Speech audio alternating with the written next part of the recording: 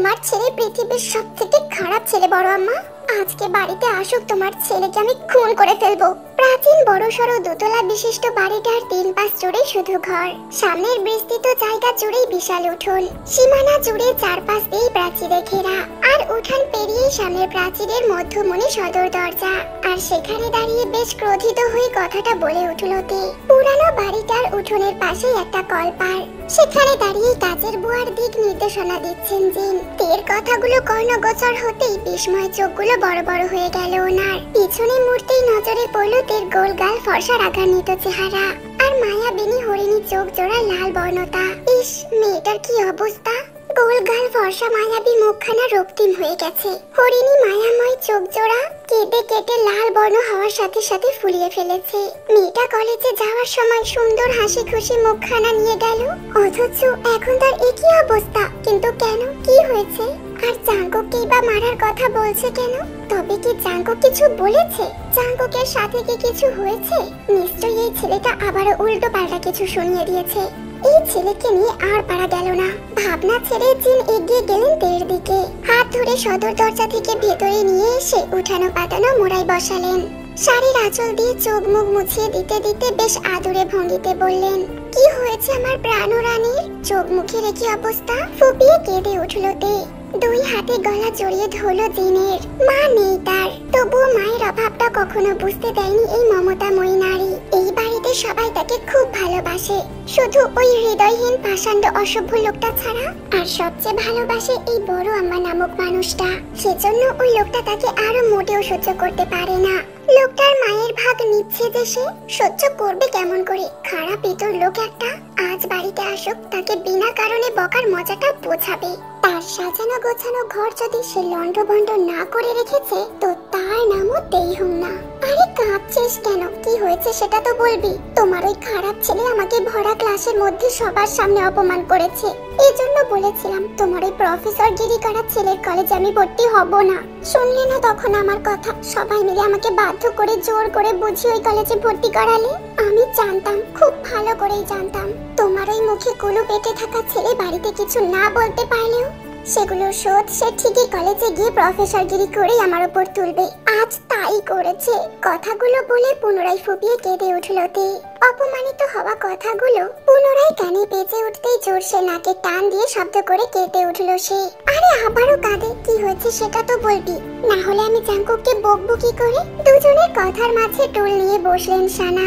তিনি তেইহুংয়ের নানি। ঘর থেকে বেরিয়ে কাজের মহিলাকে জামা কাপড় দিতে গিয়ে তেকে নজরে পড়লো এই বাড়ির মেজ বউয়ের, অর্থাৎ তের মেজ মামির। তিনিও এসে দাঁড়ালেন তের অন্য পাশে। প্রশ্ন করলেন কি হয়েছে।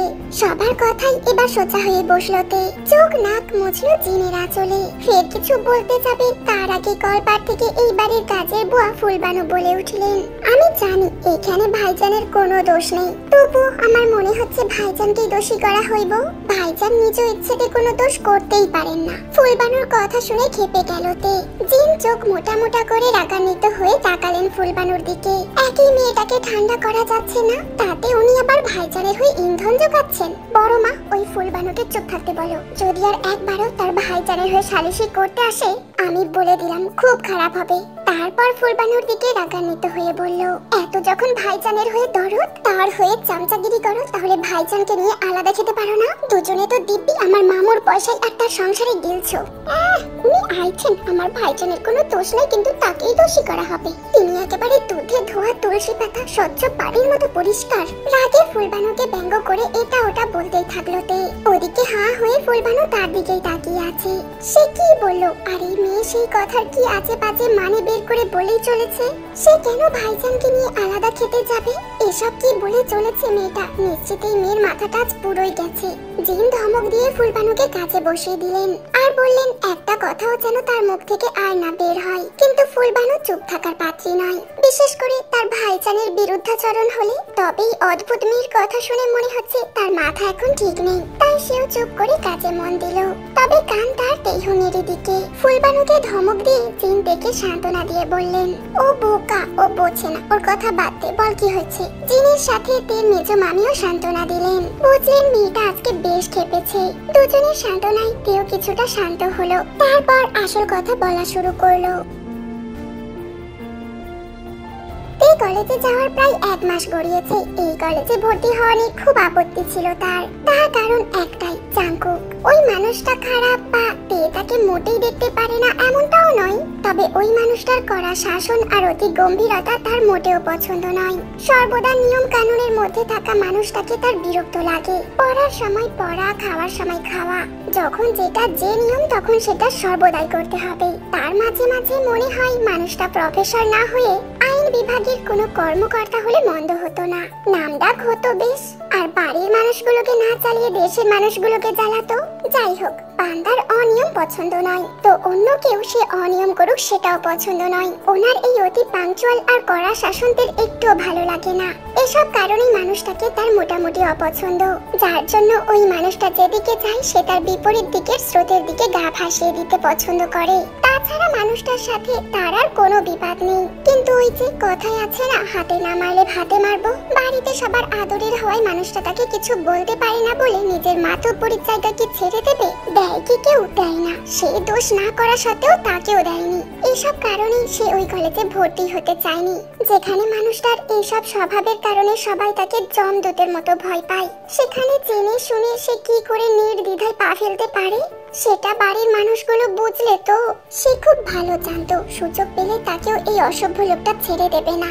ছোটবেলা থেকে যে মানুষটার অবাধ্যতামি সে করে আসছে আর এখনো করছে, আর সুযোগ পেলে বুঝি সেই মানুষটা একটু শোধ তুলবে না, তাকে কি ছেড়ে দেবে? তা কি কখনো হয়?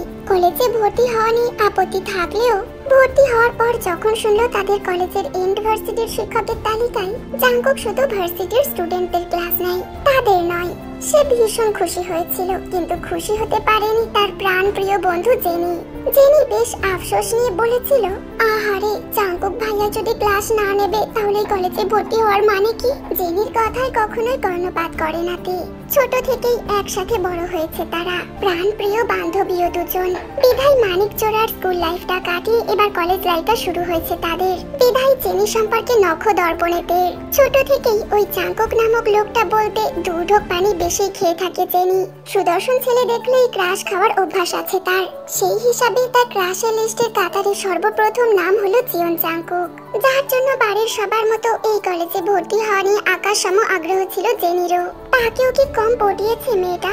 আর যার জন্য আগ্রহী হয়ে কলেজে ভর্তি হয়েছে সেই তিনি তাদের ক্লাস নিচ্ছেন না, আর তাকে নিয়ে জেনি আফসোসের বাণী আওড়াবে না তো কি করবে? বিধায় জেনির মর্মাহত হৃদয়ের আফসোসের বাণী সম্পর্কে শোনা অভ্যস্ত হয়ে গেছে তের। রোজ কলেজে এসে জাংকুককে দেখে জেনির আফসোসের বাণী আওড়ালেও তের দিনগুলো যাচ্ছিল দারুণ। কিন্তু সেই দারুণ দিনগুলোর অবসান ঘটিয়ে আজকে জাংকুক তাদের ক্লাসে প্রবেশ করলো। অল্প বয়স্ক এবং দেখতে সুদর্শন হওয়ায় ক্লাসের প্রত্যেকটা মেয়ে স্টুডেন্ট ভঙ্গিতে গদগদ হয়ে উঠলো তাকে দেখে। আর জেনির কথা তো বাদই, কিন্তু তে বুঝতে পারলো না হঠাৎ এই বান্দা তাদের ক্লাসে আগমনের কারণ কি। তবে কিছু সময় যেতেই পরিচয় পর্ব মিলতেই বুঝতে পারলো এই টাইমে তাদের যে শিক্ষক ক্লাস নিয়ে থাকেন তিনি গুরুতর অসুস্থ হওয়ায় জাংকুক তাদের কিছুদিনের ক্লাস নেবেন। ভার্সিটির জুনিয়র শিক্ষক হওয়ায় কলেজের এই ক্লাসের সুযোগটা তাকেই দেওয়া হয়েছে। তে ঠিক বুঝে উঠতে পারলো না এটা তার সৌভাগ্য নাকি দুর্ভাগ্য। যেটা থেকে সে দূরে থাকতে চাইছিল তারই আগমন। তবে বরাবরই সে ভালো স্টুডেন্ট, বিধায় শত ভাবনা ছেড়ে সে ক্লাসে মন দিল।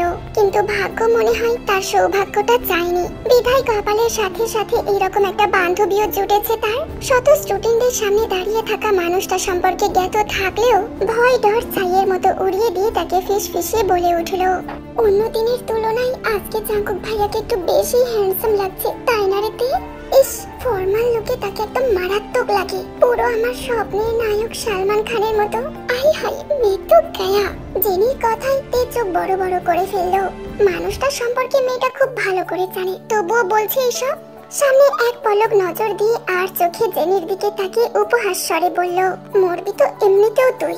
সামনের মানুষটা যদি ক্ষুণ্ণ অক্ষরে বুঝতে পারে তার ক্লাসে অমনোযোগী হয়ে তুই তাকে নিয়ে পরিচর্যা করছিস, তাহলে তুই তো গায়া, হামকো সাথ মে লেকার গায়া। মরবি, সাথে আমাকেও মারবি, এটা কোনো ব্যাপারই না। তোর কাছে কোনো ব্যাপার না থাকলেও আমার কাছে বহুত ব্যাপার। আর তোর ওই হ্যান্ডসাম সালমান খানের সম্পর্কে তোর খুব ভালো করেই জানা। শোন, নিজে না ডুবে আমাকেও না ডুবিয়ে ক্লাসে মনোযোগ দে প্লিজ জেনি। না হলে কথা শেষ করতে পারলো না তে। তার আগে বজ্র কণ্ঠে কেউ একজন বলে উঠলো, হে ইউ, স্ট্যান্ড আপ। বজ্র কণ্ঠে পুরো ক্লাসের পরিবেশ মুহূর্তেই থমথমে হয়ে উঠলো। তে আর জেনির কথাও থেমে গেল। নজর চলে গেল সামনে দাঁড়ানো মানুষটার দিকে। পুরো ক্লাসের সমস্ত স্টুডেন্টদের মনোযোগ আর নজর চলে এলো তাদের দিকে। আবারও বজ্রকণ্ঠের নির্দেশ হতে উঠে দাঁড়াতে হলো দেখে বজ্রকণ্ঠের হে ইউ শুনতেই শুকিয়ে গেছে কলিজা তার। পুনরায় নিচের দিকে পুরুষালী আঙুলের নির্দেশনা উঠতেই লজ্জায় আড়ষ্ট হয়ে দাঁড়িয়ে উঠল। আর সামনের মানুষটা তার লজ্জা শতগুণে বাড়িয়ে দিয়ে অতি শান্ত আর গম্ভীর কণ্ঠে বলল, এটা ক্লাসরুম, গল্প করার জায়গা নয়। গল্প করার জন্য ভিন্নতর জায়গা আছে। ক্লাসে মনোযোগ না দিতে পারলে সেখানে গিয়ে গল্প করো, ক্লাসে নয়। আর আমার ক্লাসটা মাছের বাজার হোক সেটা আমি অন্তত মেনে নেব না। সো মনোযোগ দিয়ে ক্লাস করো, না হলে ক্লাসের বাইরে চলে যাও। বুঝতে পেরেছো? Sit down. অল্প বয়স্ক সুদর্শন শিক্ষককে দেখে ক্লাসের যেসব মেয়েরা গদগদ হয়ে উঠেছিল, বজ্রকণ্ঠের গভীর কথাগুলো শুনে মুহূর্তেই সবার মুখ পাংশুটে হয়ে গেল। মুহূর্তেই সবাই শান্ত হয়ে ক্লাসে মনোযোগ দিল। তেও দাঁতের দাঁত চেপে কান্না আটকে কথাগুলো শুধু হজম করে গেল। লজ্জায় মনে হলো দৌড়ে ক্লাসের বাইরে চলে যেতে, কিন্তু পাতে তার নড়তেই চাইছে না, পাথর বনে গেছে। বাকি ক্লাসটা অসীম ধৈর্য নিয়ে চুপচাপ শুধু করে গেল। এর মধ্যে চোখের জলও বাধা মানেনি, অনবরত গড়িয়ে চলেছে তারা। পাশে বসে জেনে শুধু বোবা মানুষের মতো দেখে গেছে। নিজের জন্য মেয়েটা এত অপমানিত হলো, যেখানে সামনের পুরুষটা সম্পর্কে তার জানা। নিজেকে খুবই ছোট মনে হলো, কিচ্ছু বলতে পারলো না সে। তের মতো সেও চুপচাপ ক্লাস করে গেল। ক্লাস শেষে আর এক মুহূর্ত দাঁড়ালো না কলেজে। জেনিকে সঙ্গে না নিয়ে একা একা বাড়িতে চলে এসেছে সে। কথা শেষ করতেই আবারও চোখের নোনা জল আর নাকের পানিটা জিনের শাড়ির আঁচলে মুছলো তে। তের কথায় জিন কি বলবেন খুঁজে পেলেন না। ছেলেটা তার এই রকমই, সেটা তেও জানে। তবুও কেন মেয়েটা অমনোযোগী হলো? তাছাড়াও মেয়েটার আর দোষ কোথায়? জিনের ভাবনার মাঝেই তের নানি বলে উঠলো,